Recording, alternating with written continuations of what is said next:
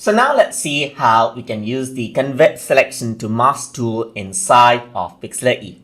So here you can see that there's an image, and now what I'm going to do is I'm going to take the marquee select tool, click and drag this out to make a selection, as you can see.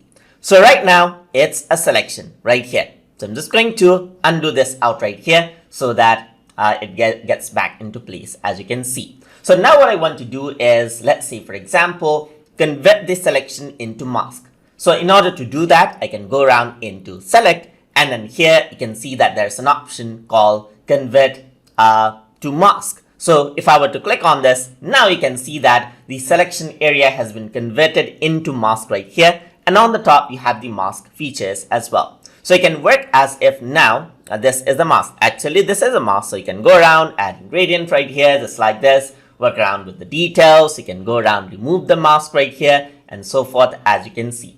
And that is how you can convert the selection into mask inside of Pixlr E and then work with it. So I hope you guys learned something as always. And as always, please like, comment, share, and subscribe.